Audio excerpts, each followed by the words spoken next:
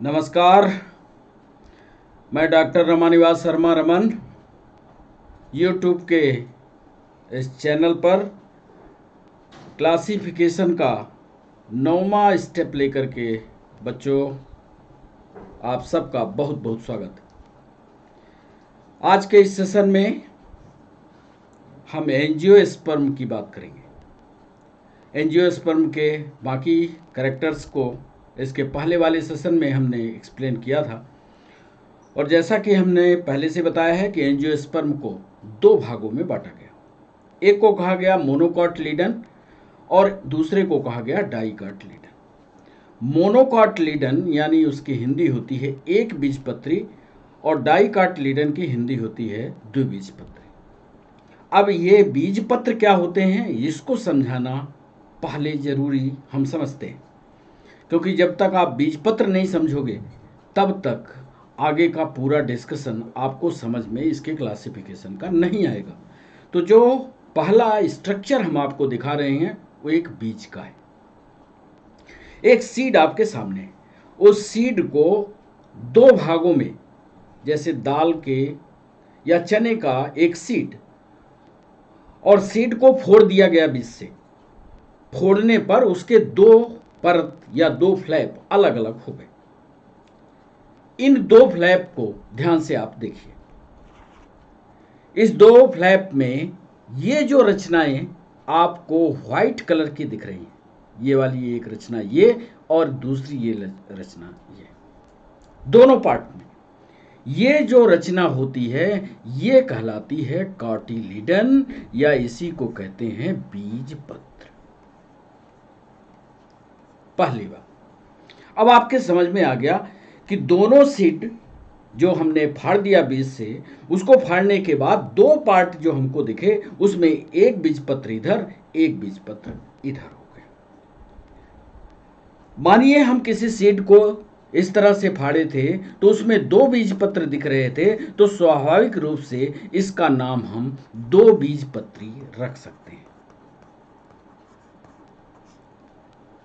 अब इसी बात को यदि एक बीजपत्री पर ले जाएं तो एक बीजपत्री का सबसे पहला तो सेम पार्ट होगा नहीं। कितना भी आप तोड़ोगे उसके दो बराबर फ्लैप नहीं होंगे, क्योंकि उसके पास दो बीजपत्र नहीं होते, यानी सिर्फ एक बीजपत्र होता है।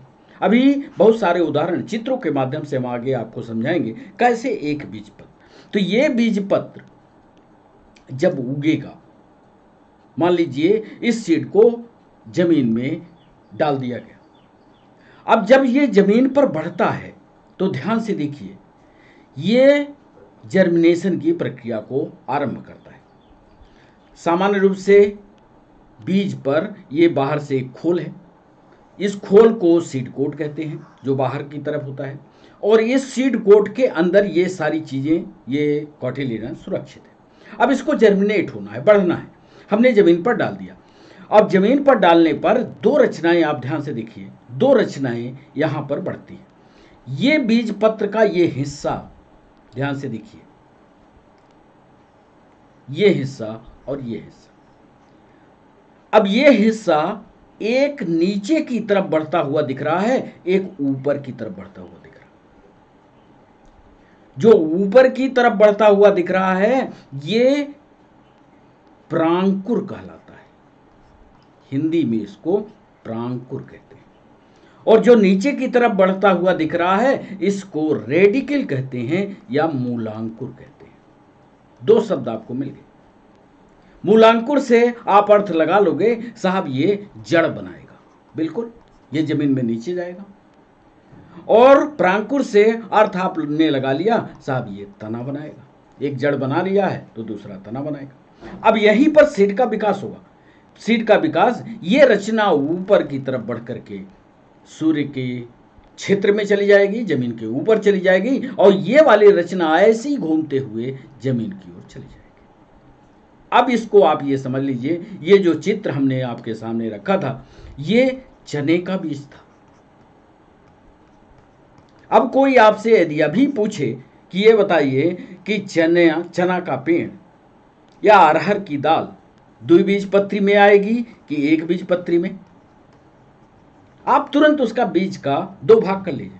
ये 2 बराबर उसके भाग कट गए तो आप पक्का बता दीजिए साहब ये द्विबीजपत्री है। तो एक पार्ट ये द्विबीजपत्री का। चलिए एक अगला चित्र आपको समझाने के लिए लाया। गेहूं को आपने गेहूं के बीज को देखा होगा। गेहूं के बीज में एक बीच में लाइन होती है, ध्यान से देखा होगा ये। अब इस लाइन से कभी आपने कोशिश की क्या कि इस लाइन से यदि इसको तोड़ा जाए तो इसके बराबर भाग होते हैं क्या? बिल्कुल नहीं होते। हाँ, सिस्टमेटिक आप इसको बड़े आराम से काटते काटते कोशिश करो तो हो सकता है, लेकिन ध्यान रखना इस दोनों को मिलाकर के सिर्फ एक ही बीज पत्र दिखाई देगा आपको, और एक बीज पत्र किसी एक एरिया पर ही होगा, कंबाइंड एरिया पर। ये बीज पत्र दिख रहा है, देख लिया। बाकी तो एंडोस्पर्म का, जिसको आप खाते हो, जिसका आटा बनता है, इसको खाते हो आप, ये एंडोस्पर्म का हिस्सा होता है। और ये जो बीज पत्र है ये सिर्फ एक ही चीज तो बनाएगा, एक ही बीज पत्र से एक चीज बनेगा। ये ऊपर की ओर विकसित होगा, एक नीचे की तरफ विकसित होगा। तो ये गेहूं के संरचना में गेहूं के बीज को तोड़ते हुए हमने आपको दिखा दिया कि यहां पर 2 बीज पत्र दिख रहे हैं, एक ये, और इस वाले बीज पत्र में सिर्फ एक बीज पत्र दिख रहा है जो नीचे की तरफ है। तो एक बात तो तय हो गई कि गेहूं में सिर्फ एक बीज पत्र होता है, अर्थात यह एक बीज पत्र है कि नहीं? बिल्कुल है, गेहूं एक बीज पत्री है। अच्छा, चावल आपसे पूछा है, चावल तो देखा होगा आपने। चावल को क्या आप कर सकते हो? ऐसा नहीं करोगे। धान जो जमीन में लगाई जाती है, अब तो आप सब चीजों का उदाहरण आप तुरंत बताओगे साहब एक एक बीजपत्री है, ये 2 बीजपत्री है। कंपटीशन, प्रतियोगी परीक्षाओं में अक्सर ये सवाल पूछा जाता है कि नीचे दिए गए फलों में, नीचे दिए गए बीजों में कौन सा एक बीजपत्री है, कौन सा बीज 2 बीजपत्री है। आप किताब की भाषा को मत रटिएगा, सिर्फ उसका सीट समझिएगा, और जो सीट यदि आपके समझ में आ गया तो आप तुरंत अंदाजा लगा करके आप बता लो। अगला, अब चलिए क्लासिफिकेशन की इस श्रृंखला में हम आपको ले चलते हैं। एंजियोस्पर्म को पिछली क्लास में हमने बताया था कि एंजियोस्पर्म को, पहली लाइन हम लिख लेते हैं। एंजियोस्पर्म जो होते हैं यानी अनावृत बीजी,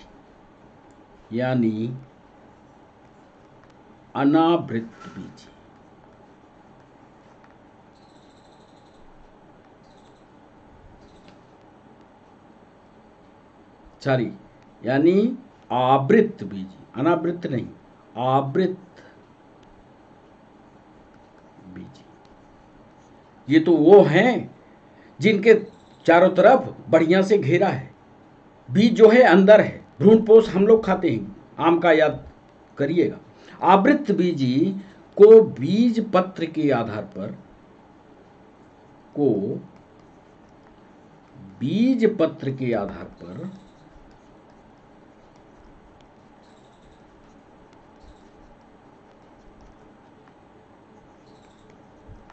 दो भागों में या 2 समूहों में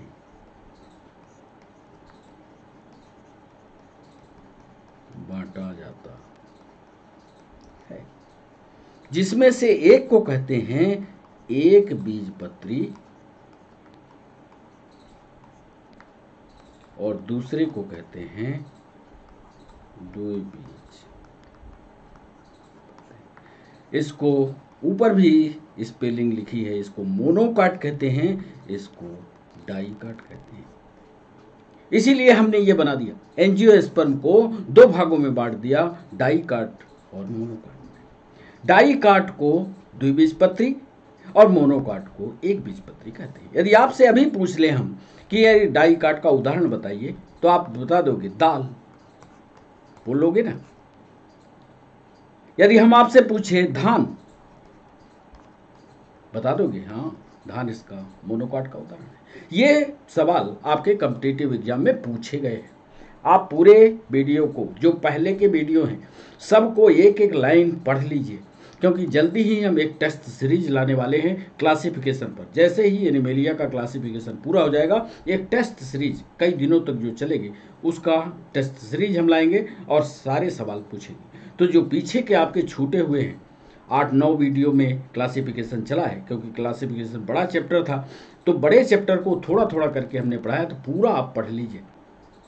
तो ये दाल हो गई और ये धान हो गई। दो उदाहरण आपके सामने चलते रहेंगे। तो एंजियोस्पर्म के बारे में हमें पता लग गया कि एंजियोस्पर्म यानी आवृत्तबीजी को दो भागों में बांटा जाता है। एक को डाइकाट कहते हैं, दूसरे को मोनोकाट कहते हैं। आइए अब हम सीधे मोनोकाट की विशेषता लिखते हैं, जो आपके कॉम्पिटिटिव एग्जाम के लिए जरूरी है। अब साहब, एक बीजपत्री के क्या लक्षण हैं? अब एक बीजपत्री में आप धान के या गेहूं के इस पौधे का दिमाग में चित्र याद रखें। वो धान या गेहूं का पौधा हम आपको लाए भी हैं, दिखाएंगे भी। पहला,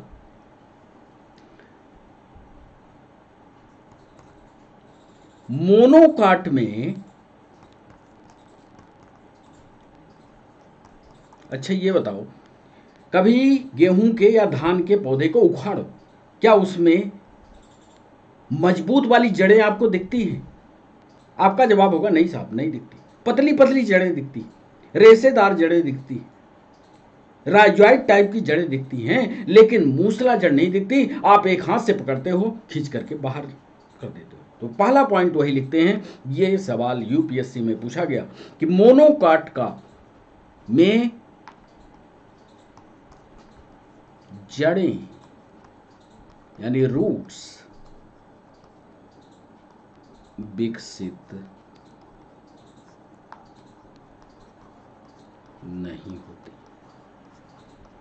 पहला पॉइंट।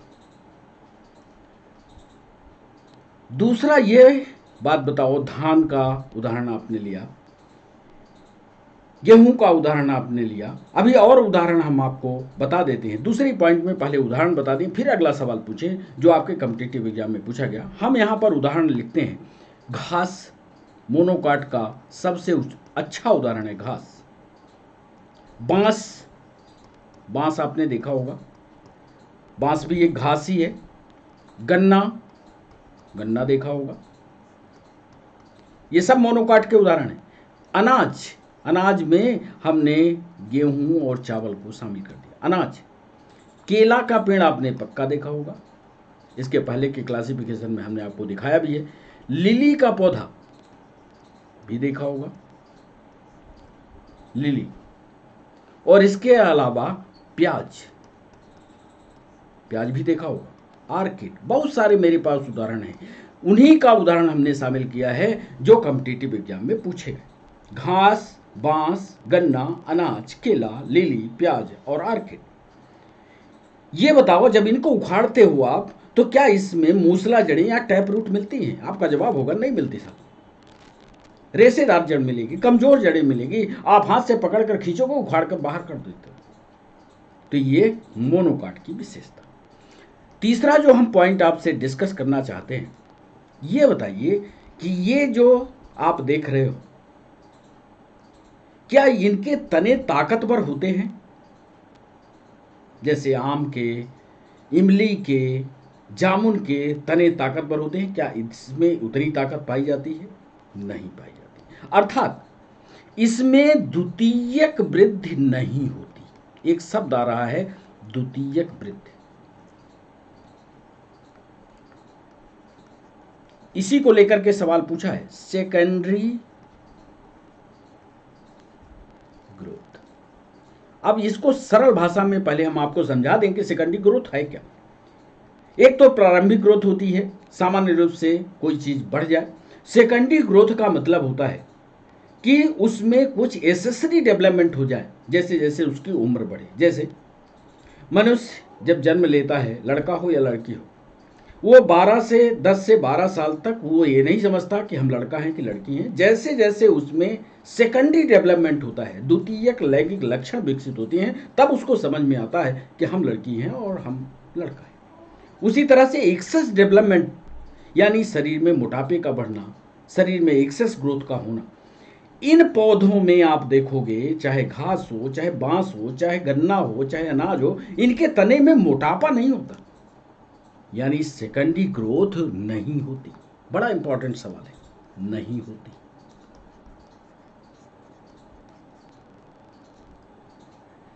तीसरा, चौथा पॉइंट, कंडक्शन टिश्यू।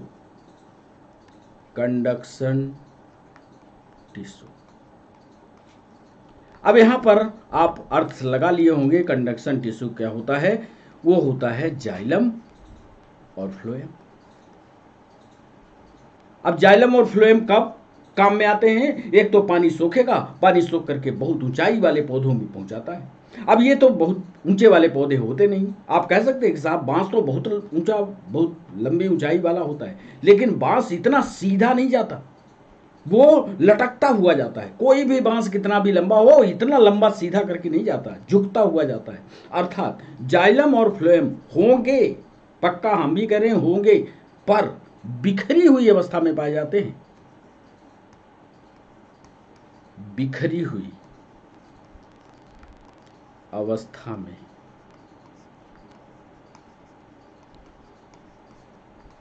पाए जाते हैं।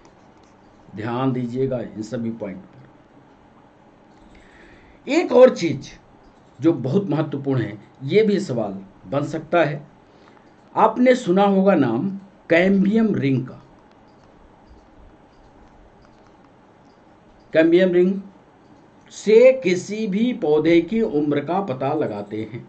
मान लीजिए आपके घर के आसपास एक बहुत मोटा पेड़, उसको आप काटना शुरू कीजिए, काट दीजिए, और काटेंगे तो उस पौधे को काटने के बाद ऐसी ऐसी रिंग उसकी लकड़ी में दिखाई देंगी, ऐसी ऐसी। ये मोटा पेड़ है। अब मोटा पेड़ है तभी तो कैम्बियम रिंग बनी। अब आपसे यह सवाल पूछा गया कि क्या मोनोकाट के पौधों में कैम्बियम रिंग होगी? अच्छा, इन्हीं रिंग को गिन करके इसकी उम्र बताई जाती है। एक साल में एक रिंग बनती है। मान लीजिए आप लकड़ी कटा हुआ सड़क के किनारे पड़े होते हैं, फॉरेस्ट डिपार्टमेंट के अंदर इस तरह के लकड़ी के बड़े बड़े गुल्ले पड़े होते हैं। इनको देख करके आप इनकी एज का पता लगाते हैं, तो 1 2 3 4 5 6 ऐसे एज का पता लगाते हैं। ये आप हमको बताइए, क्या मोनोकाट में इस तरह की रिंग पाई जाती है? कैम्बियम रिंग पाई जाती है क्या? तो पक्का है क्या आप लिखोगे कैम्बियम रिंग नहीं पाई जाती। कितने बढ़िया सवाल है, याद कर लीजिएगा, सभी पर सवाल होंगे। तो कैम्बियम रिंग अनुपस्थित होती है। तो ये मोनोकाट के प्रमुख लक्षण हैं। फिर से एक बार देखिए, मोनोकाट में जड़ें विकसित नहीं होगी। घास, बांस, गन्ना, अनाज, केला, लिली, प्याज, आर्किड इसके प्रमुख उदाहरण होंगे। सेकेंडरी ग्रोथ नहीं होगी। कंडक्शन टिश्यू यानी जाइलम, फ्लोएम बिखरी हुई अवस्था में पाए जाएंगे। कैम्बियम रिंग नहीं पाई जाती। तो ये मोनोकाट की विशेषता, उदाहरण भी हो गया, इसके प्रमुख लक्षण हो गए। ये सवाल जो है, 2 सवाल पूछे जा चुके हैं, तीसरा और 5वां। ये सवाल पीएनएसटी में पूछा है और ये सवाल यूपीएससी में पूछा है। यूपीएससी और फॉरेस्ट में, बाकी सवाल हमने अपनी तरफ से जोड़ दिए हैं जो महत्वपूर्ण हो सकते हैं, इनको पढ़े रहिए। अब दूसरी बात हम करते हैं डाइकाट की, द्विबीजपत्री की। आइए, डाइकाट यानी द्विबीज पत्री। अब जो पहला हमने चित्र आपको दिखाया था, ध्यान से याद करिए, जो पहले सीड में दोनों साइड में, एक बार फिर आपको चित्र दिखा दें। ये देखिए, ये वाला चित्र, यानी इस तरह के सीड के अब लक्षण और सीड के ऐसे लक्षणों वाले जो प्लांट रखते हैं उनके लक्षण आपको बताने जा रहे हैं। आइए, डाइकाट। पहला पॉइंट तो यही लिख लें कि इसकी लकड़ियां मोटी होती हैं। मोटी यानी ताकतवर होती हैं, मोटी लकड़ियां मोटी तथा ताकतवर होते। बहुत इंपॉर्टेंट। इसके उदाहरण आप बता दीजिए। अब तो आप बड़े आराम से बताओगे। साहब दाल ले लो, जितने भी दाल वाले पौधे हैं, मटर, चना, मसूर, जितने भी दाल वाले पौधे हैं सबका, जितने भी फल देने वाले पौधे,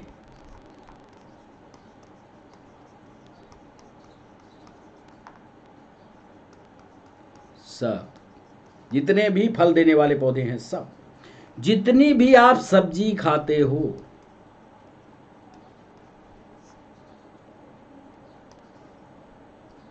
अच्छा ये बताओ, लौकी देखा? लौकी,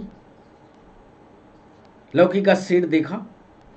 लौकी को जमीन में लगाया, और लौकी को जब जमीन में लगाए होगे, जैसे वो पृथ्वी से बाहर आई होगी, उसमें दो पत्तियां दिखी थी कि एक? आपका जवाब होगा साहब दो पत्तियां दिखी थी। लगा कर देखना, अभी बरसात आएगी, लगा करके एक बार देखना, दो पत्तियां दिखेंगी, अर्थात दो बीज पत्री है लौकी। ये सवाल पूछा गया है एमपीएसआई में भी, पीएससी में भी पूछा गया। तो दाल वाले, फल देने वाले पौधे, सब्जियां। अब आप कह दोगे साहब आपने तो पहले लिख दिया लकड़ियां मोटी और ताकतवर होंगी, लौकी में तो इतना ताकत नहीं है लकड़ियों में, तो सबका ताकतवर का ये मतलब नहीं है कि बहुत मोटी हो गई, क्योंकि इसी में आपको आम भी शामिल करना है। इसी में अब इसकी अलग अलग फैमिली होंगी, तो वो फैमिली वाइज डिस्ट्रीब्यूट हो जाते हैं, तो सभी के लिए लागू नहीं है लकड़ियां मोटी ताकतवर होंगी। दूसरा,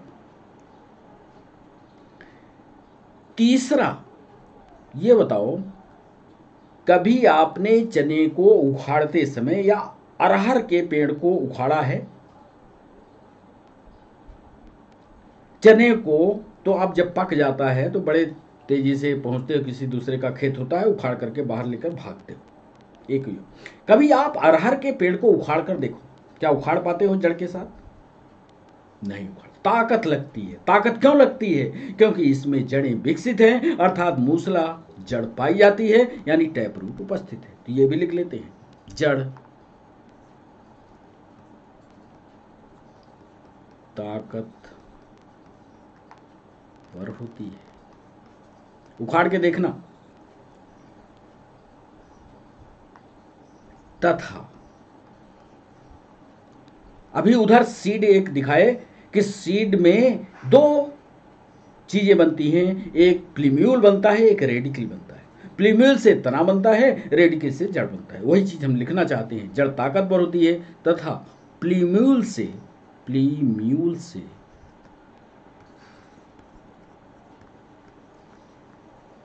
तने का निर्माण होता है, जबकि रेडिकल से जड़ बनती है। अब ये बताओ कि इसमें सेकेंडरी ग्रोथ होगी कि नहीं? अब तो बड़ी जल्दी बता दोगे। द्वितीयक वृद्धि,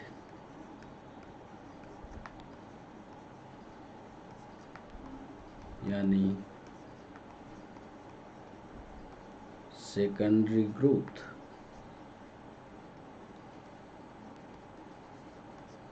पाई जाती है, यानी तने ताकतवर होते हैं। और पचमा, संवहन उतक होगा कि नहीं होगा? इसका भी तो आपके पास जवाब होगा। संवहन उतक यानी कंडक्शन टिश्यू, यानी फिर वही लिखे देते हैं, बार बार लिखने का मतलब है आपको याद हो जाए, जाइलम और फ्लोएम विकसित होंगे।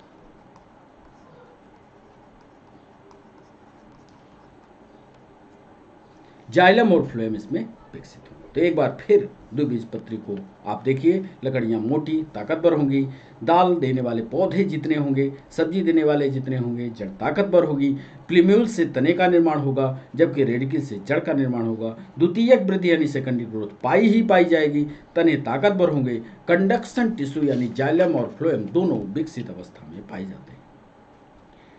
अब ये जो एंजियोस्पर्मिक प्लांट आपको मिले, एंजियोस्पर्म के जो प्लांट मिले, चाहे वो फल सब्जी वाले हों, चाहे मोनोकाट वाले हों, इनसे आपको आर्थिक उपलब्धि क्या मिलती है, ये सवाल आपके कॉम्पिटिटिव एग्जाम में पूछे गए। अब उन्हीं का विवरण हम आपको देना चाहते हैं। इसके पहले कि उनका विवरण हम आपको दें, ये पौधा हम मोनोकाट का आपके सामने लाए। इसको देखिए आप, ये मोनोकाट है, ये प्याज है, इसको तो आपने देखा होगा। इसमें कहीं मूसलाधार या टैप रूट दिख रही है? नहीं।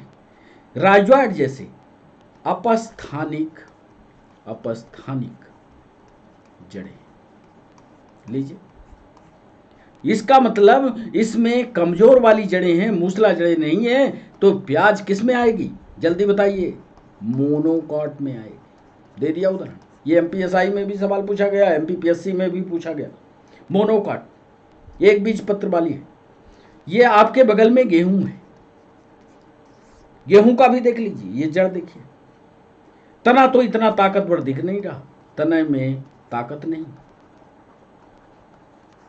जब तने में ताकत ही नहीं, तो फिर इसका उदाहरण मोनोकाट हो। दो उदाहरण आपके सामने हैं। अब जो इसलिए चित्र लगाते हैं कि आपको याद रहे, प्याज और गेहूं। आगे देखिए,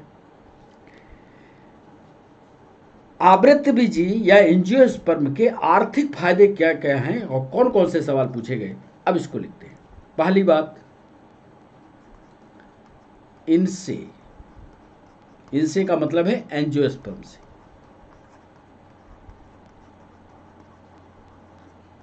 एंजियोस्पर्म से भोजन मिलता है, बिल्कुल, चावल दाल रोटी सब्जी सब तो मिल रहा, भोजन प्राप्त होता है।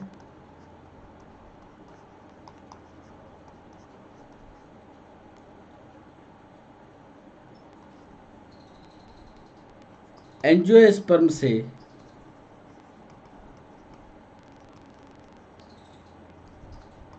मसाले प्राप्त होते हैं,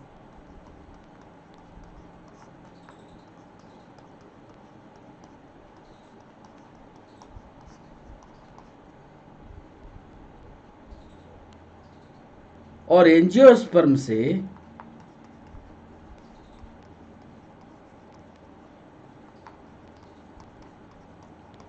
सब्जियां प्राप्त होती हैं। ये तीनों इसके आर्थिक महत्व की बातें।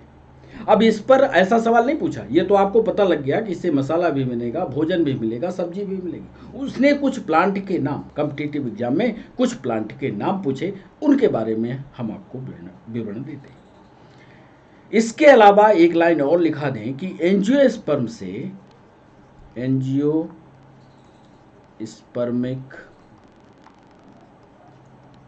प्लांट से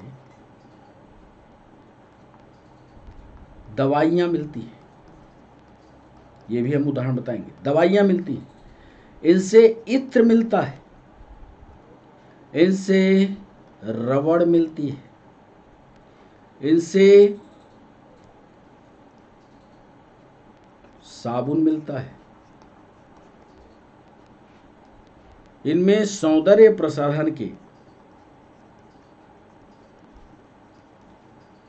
प्रसाधन के सामान भी मिलते हैं।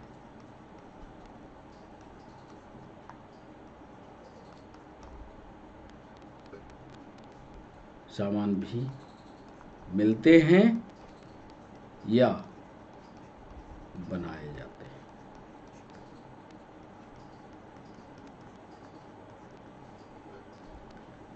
अब एक सवाल ये यूपीएससी ने पूछा, वो हम आपसे पूछते हैं, हो सकता है आपको पता हो। ऐसे जिम्नोस्पर्मिक या अनावृत पौधे, ध्यान से सुनिएगा सवाल, ऐसे अनावृत जिम्नोस्पर्म पौधे का नाम बताइए जो राक्षस रूपी लाल वृक्ष कहलाता है। पता है क्या? चलिए, उसका नाम है, पहले हिंदी में लिख देते फिर अंग्रेजी में, सिकोया।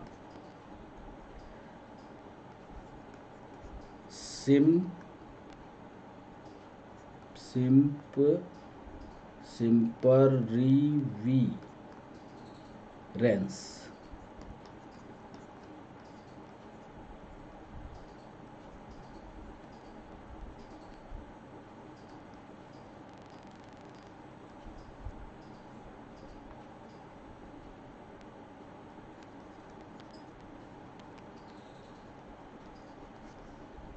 सिकोया सिम्परवीरेंस एक ऐसा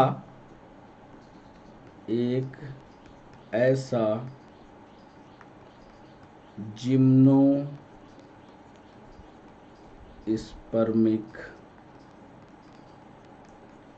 प्लांट है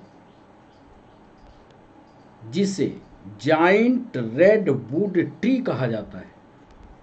जिसे जाइंट रेडवुड ट्री, लाल राक्षस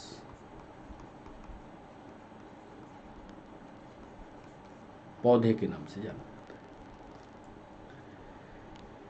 दूसरा, एक जिम्नोस्पर्मिक में सवाल यह भी पूछा गया कि कौन सा ऐसा जिम्नोस्पर्मिक प्लांट है जो सबसे पुराना है।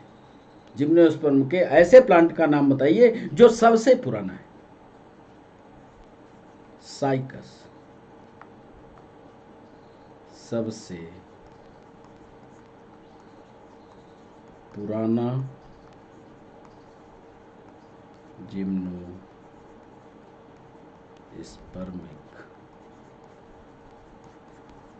प्लांट है। सबसे छोटा कौन है? सबसे छोटा जिम्नोस्पर्मिक प्लांट पता है आपको?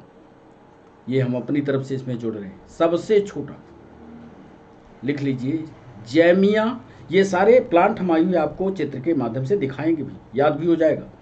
जैमिया पिगमैया, जैमिया पिगमिया सबसे सूक्ष्मतम जिम्नोस्पर्मिक प्लांट। लीजिए, और एक पौधा आपको बता दें जिसे जंगल का पिता कहा जाता है। जानते हैं क्या? सिकोया गिग्नैटिया।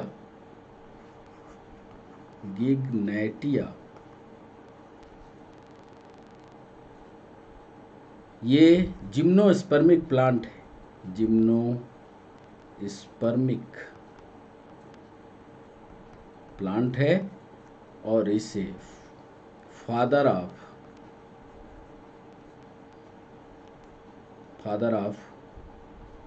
फॉरेस्ट कहा जाता है।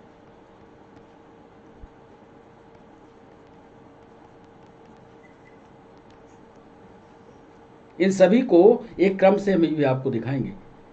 तो ये एंजियोस्पर्म जो होते हैं, आर्थिक जो इनके महत्व हैं, इस पर भी सवाल पूछे जाते हैं। तो एंजियोस्पर्म से मसाले प्राप्त होंगे, एंजियोस्पर्म से सब्जियां प्राप्त होंगी, एंजियोस्पर्म प्लांट से दवाइयां, इत्र, रबड़ और साबुन प्राप्त होंगे। सौंदर्य प्रसाधन के सामान भी इससे मिलते हैं और बनाए जाते हैं। सिकोया सिम्परवीरेंस ये एक ऐसा जिम्नोस्पर्मिक प्लांट है जिसे जाइंट रेडवुड ट्री या लाल राक्षस के नाम से जाना जाता है। साइकस सबसे पुराना जिम्नोस्पर्मिक प्लांट है। जैमिया पिगैमिया सबसे सूक्ष्मतम जिम्नोस्पर्मिक प्लांट है। सिकोया गिग्नैटिया जिम्नोस्पर्मिक प्लांट है जिसे फादर ऑफ फॉरेस्ट कहा जाता है। अब इन सब चीज़ों को जो ये इधर बताए, इनको आप चित्रों के माध्यम से देख लीजिए। इसके बाद एक पॉइंट और समझा करके और फिर सेशन को समाप्त कर देंगे। पहले इम्प्लांट को देखिए, ये देखिए, ये इसका जो ये बॉडी स्ट्रक्चर है, ये वाला हिस्सा आप देख रहे हैं ना, ये वाला हिस्सा लाल कलर का होता है, जिम्नोस्पर्मिक प्लांट। और ये जिम्नोस्पर्मिक प्लांट सिकोया सिम्परविरेंस जिसको कहते हैं, ये जंगल का पिता है। ये प्लांट बहुत दिनों तक लंबे समय तक सबके सब खत्म हो जाते हैं, छोटे मोटे पौधे समाप्त हो जाते हैं, सब समाप्त हो जाते हैं, लेकिन ये जिंदा बचता है, इसे जंगल का पिता कहा जाता है। एक और, ये साइकस सबसे पुराना जिम्नोस्पर्म, सबसे पुराना कोई है जिम्नोस्पर्म तो वो साइकस है। एक और, जैमिया पिग्मैया। ये जो जैमिया है, ये जिम्नोस्पर्म का सबसे छोटा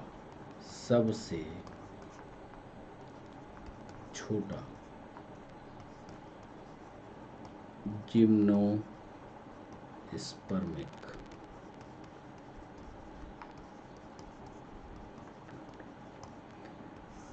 जिम्नोस्पर्म में यदि आपसे कोई पूछता है कि सबसे छोटा कौन सा पौधा होगा, आप नाम बताइएगा, जैमिया पिग्मैया। जैमिया पिग्मैया सबसे छोटा जिम्नोस्पर्मिक प्लांट होता है। इसको बताने और सेशन को समाप्त करें उसके पहले हम एक चीज़ चाहते हैं कि आपको बता दें जल्दी से कि सीड का जर्मिनेशन कैसे होता है। आइए सीड के जर्मिनेशन की बात बता दें। ये देखिए सीड, ये जो ऊपर आप देख रहे हो, ये मोनोकाट का है। मोनोकाट में हम उदाहरण ले लें, गेहूं का ले लिया, और ये डाइकाट का है, तो इसमें चना का ले लें। चलिए, और दोनों को आपके सामने लिखा करके और दिखाते हैं कि कैसे इसका जर्मिनेशन। ये गेहूं को जमीन में डाला गया, इसके पास एक बीज पत्र था, ये देखिए एक बीज पत्र था ना, देखा। अब इस बीज पत्र में एक हिस्सा आज नीचे की ओर गया, ये ध्यान से देखिए, एक हिस्सा नीचे गया, इसने रेडिकल के रूप में जड़ों को, जो राइजोइड के रूप में ये आगे विकसित हो जाएंगी, इसको बना दिया। एक ही पत्ती ऊपर जमीन में दिखाई दी, ध्यान से देखिए, दिखाई दी ना, जमीन पर जब भी आपको दिखेगा तो एक ही पत्ती, इसी पत्ती को हम बार बार कहते हैं कि देखिए एक ही पत्ती दिखाई देती। ये जो एक पत्ती दिखाई देती है, यही ये सिद्ध करती है कि ये मोनोकॉटिलिडन है। ये जहां से ये पत्ती निकलती है, ये कोलियोप्टाइल कहा जाता है, और ये जो पत्ती ऊपर जाती है, ये इपिकोटाइल कहा जाता है, और ये फिर फर्स्ट लीफ आ जाती है। तो ये जर्मिनेशन का डाइकाट के हिस्से में, ये ध्यान से देखिए, ये डाइकाट वाला हिस्सा ये जर्मिनेट कर रहा है। ये जब जर्मिनेट करता है तो इसके जर्मिनेशन में थोड़ा सा परिवर्तन है, ध्यान से देखिए। एक ये हाइपोकोटाइल, और एक ऐसी हिस्से में, ये पहले ये जड़ वाले हिस्से में चला जाएगा और यहीं से ये विकसित होता है, वही कहलाता है कॉटिलिडन। यहीं से ये विकसित होती है, ये देखिए, ये जड़ की तरफ चला गया, ये यहां से विकसित होता है, और ये विकसित होने के बाद ध्यान से देखिए, एक ये हिस्से, एक ये हिस्से, और जब ये जमीन पर आता है तो ऐसा समझ में आता है कि ये दो लीव्स हैं, दो लीफ, और यही दो लीफ इसको डाइकाट में बांट देती है। तो ये मोनोकाट और डाइकाट का जर्मिनेशन आपको समझ में आ जाएगा, तो आप उधर जो एंजियोस्पर्म का क्लासिफिकेशन है, उसकी एक एक लाइन आपको तुरंत की तुरंत याद हो जाएगी। तो पूरे सेशन को, जब शुरू में हमारी कोशिश ये होती है कि जब हम सेशन को लाइव करते हैं उसके पहले आपको बताते हैं। यदि आपके दिमाग में कोई भी प्रश्न चलता है तो ठीक ये वाला सेशन 6 बजे लाइव होता है। 6 बजे आप लाइव सेशन में आइए, और लाइव सेशन में जब आप हमारे साथ जुड़ेंगे तो जो भी आपके मन में सवाल उठे, उन सवालों को आप पूछिए हमसे, और उन सवालों का हम आपको जवाब देंगे। एक और फादर ऑफ फॉरेस्ट की बात बता रहे थे, ये जंगल का पिता है। ये भी जिम्नोस्पर्मिक ही प्लांट है, सिकोया गिनेटिन। ये देखिए एरिया ये खत्म हो जाती है, ये एरिया खत्म, खोखला भी पौधा हो जाता है तब भी ये एरिया पूरा का पूरा प्लांट लंबे समय तक जिंदा रहता है, लंबे समय तक ये पौधा जिंदा रहता है। इसीलिए इसे जंगल का पिता,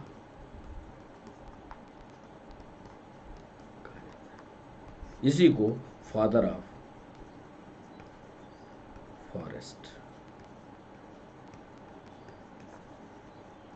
कहते हैं। तो जंगल के इस पिता को याद करने के लिए ये ध्यान रखिएगा, ये जिम्नोस्पर्मिक प्लांट है, सॉरी एंजियोस्पर्मिक प्लांट है।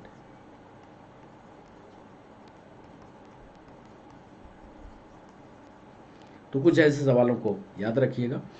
अब सेशन को यहीं रोकेंगे और इसके अगले सेशन में अगला जो वीडियो होगा हमारा वो होगा क्लासिफिकेशन ऑफ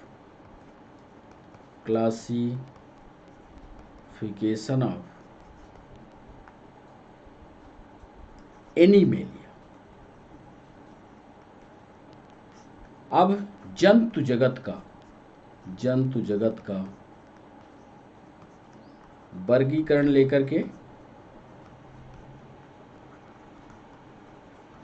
लेकर हम अगले सेशन में